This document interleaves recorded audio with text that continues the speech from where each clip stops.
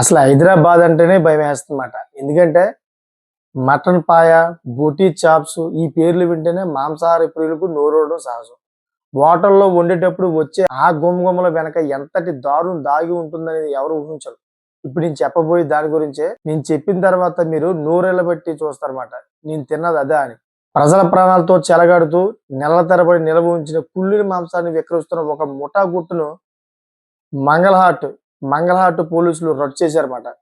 కేవలం లాభాపేక్షతో అపశుభ్రతమైన మాంసాహాన్ని మార్కెట్లోకి వదులుతున్న వైనం నగరవాసులను ఉలిక్కిపడేలా చేసింది. చూడండి ఎంత విషాదమైన సంఘటన ఇది. చాలా మంది ఈ మాంసం తిన్నారు.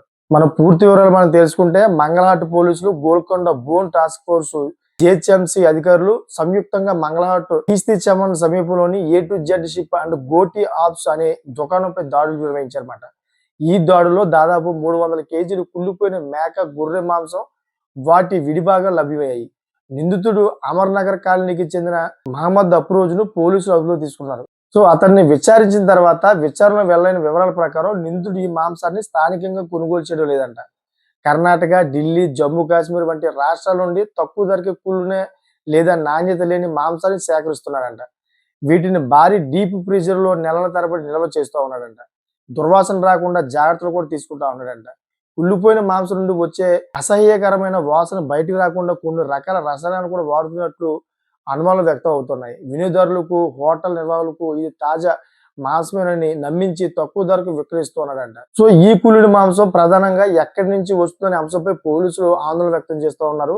నిందితుడు నగరం చుట్టుపక్కల ఉన్న పలు చిన్న మధ్య తరహా హోటళ్లకు, డాబాలకు ఈ మాంసాన్ని సరఫరా చేస్తూ ఉన్నాడు. అంతేకాకుండా తక్కువ బడ్జెట్ లో శుభకార్యాలు జరిపించే వారికి ఈ మాంసాన్ని అంటగడుతూ ఉన్నాడు. హోటల్లో మసాలాలు అదేవిధంగా దట్టించి ఉండడం వల్ల సామాన్య ప్రజలు అది కుళ్ళిన మాంసం అని గుర్తించలేకపోతా ఉన్నారు అన్నమాట.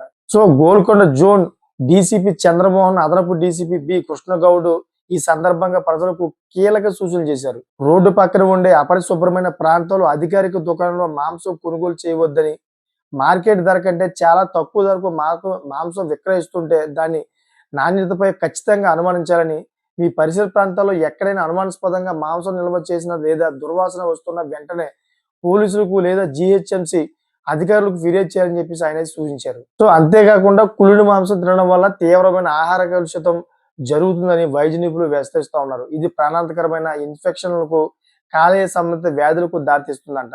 ముఖ్యంగా చిన్నపిల్లలు, వృద్ధులు ఇటువంటి ఆహారం తింటే వారి ప్రాణాలకి ప్రమాదం వాటిల్లవచ్చు. ఈ ఘటనతోనైనా నగరంలోని హోటళ్లు, మాంసం దుకాణాలపై నిరంతరం నిఘా ఉంచాలని, నిబంధనలు ఉల్లంఘించే వారిపై కఠిన చర్యలు తీసుకోవాలని మొత్తం హైదరాబాద్ నగరవాసులు అయితే తీవ్రంగా మండిపడుతున్నారు. దీని గురించి ప్రభుత్వం పట్టించుకోవాలని, మాకు నమ్మించి నమ్మబలికి కుళ్ళిపోయిన మాంసం అమ్మేస్తున్నారని మేము కనుక్కోలేకపోతున్నామని దయచేసి అధికారులందరూ కూడా వీళ్ళందరి మీదగా రైడ్లు చేసి తక్షణం వీళ్ళందరూ పట్టుకోవాలని చెప్పేసి మొత్తం హైదరాబాద్ వాసులందరూ కూడా డిమాండ్ చేస్తూ ఉన్నారు.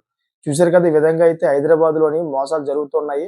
ప్రజలందరూ కూడా చాలా జాగ్రత్తగా ఉండాలి. కొనుక్కునేటప్పుడు డీసీపీ గారు చెప్పినట్టుగా అయితే మీరు తక్షణమే అక్కడ మీరు ఆ మాంసం నాణ్యమైనదా లేదా అని కనుక్కొని అప్పుడు మీరు కొనుక్కోండి. మీకేమైనా అనుమానం వస్తే కనుక జిహెచ్ఎంసీ అధికారులకైతే ఇన్ఫర్మేషన్ చేయమని చెప్పారు ఆయన. ఆ విధంగా చేయండి మీరు. సో మీకు ఏమనిపిస్తుందో కామెంట్ చేయండి. అదేవిధంగా ఇటువంటి లేటెస్ట్ ఇన్ఫర్మేషన్ కోసం ఛానల్ సబ్స్క్రైబ్ చేసుకోండి. Thank for watching friends.